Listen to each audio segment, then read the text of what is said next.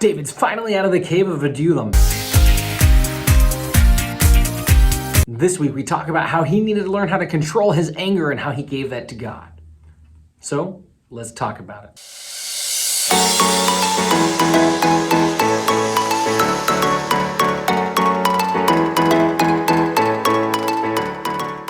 The big idea this week is how to control my anger and not take revenge. That's right, we're talking all about anger. And we're going to look at David and see how David gave his anger over to God and how he learned how to control his anger.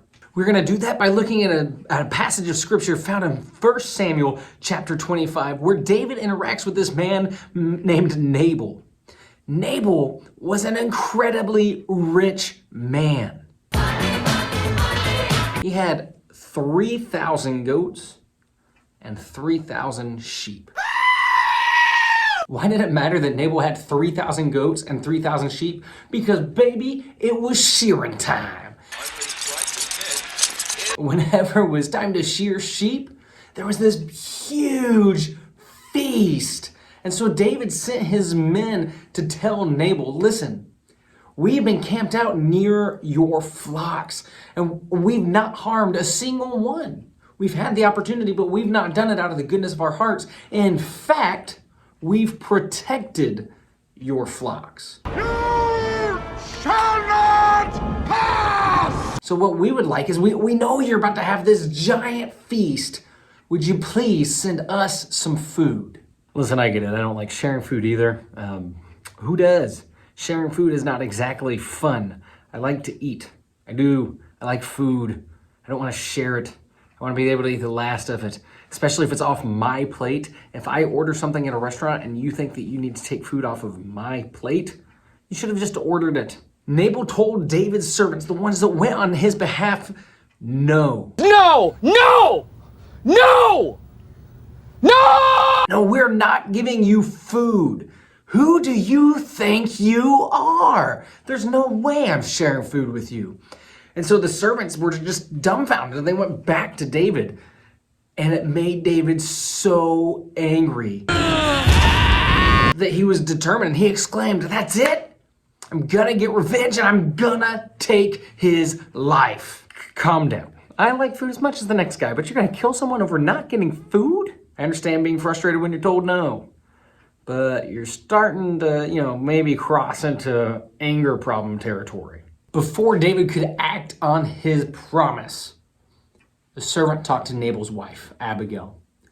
He told Abigail how Nabal had been mean to David and kind of David's reaction. And so Abigail went to David and she took him food and said, please spare my husband. She did it by saying something else that's kind of interesting to me. She said it by saying, in a manner of words, don't bear the burden of revenge, right? That's why she looked at David. And David realized in that moment just that he'd let his anger get control of him. That he'd kind of done like the Hulk thing. David smash. Hulk smash! And he let anger get a hold of him. So he told Abigail, leave. I won't lay a hand. I won't strike. I won't do anything to your husband. He's safe. And from that example, there's three things that we're going to talk about as we learn how to process our anger, because we all have inclinations to be like David in that circumstance. So we want to look and see kind of what can we learn from David? What can we learn from this passage on how to give our anger to God? 1, anger makes you blind and you can't see the reality of the situation that's happening around you. Rather, it skews your vision and makes you blind to the reality of the circumstances and the reality of what's going on. Dos, that's Spanish for two. It's another truth. We're going to say two truths, and then after this, we're going to have something else. But revenge is a burden. Like Abigail kind of said, and she hinted at it with David, revenge is a burden. If we seek revenge, we let that anger consume us. We let what happened control our thoughts, and we have to bear an actual burden because we're angry. Whereas if we just forgive and let it go and surrender our anger to God, we're released of that burden. It doesn't have a control over us at all. 3, we're going to say that we need to lay our anger down and enter into God's peace. It's a fruit of the Spirit. Peace and joy. That's fruit of the Spirit. God longs for us to have that. We're going to say a couple things about how to get that. We're going to say, 1, stop and breathe. Slow down intentionally.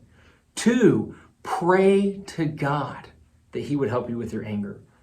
And 3 is a lot like 2, but we're going to say, before you're ever angry, pray that God will help you with your anger. We got to remember those 3 things. That anger makes us blind, revenge is a burden, and that we need to lay our anger down to enter into God's rest. A lot of times, if we're not careful, we let anger take control of our lives, and we allow ourselves to sin when we're angry. Being angry is not a sin, but it's so tempting to let ourselves sin when we're angry. And so to help understand that, our memory verse will be Psalm chapter 4, verse 4. And it says, "Don't sin by letting anger control you." So this Sunday, the kids are learning, I'll control my anger and not take revenge.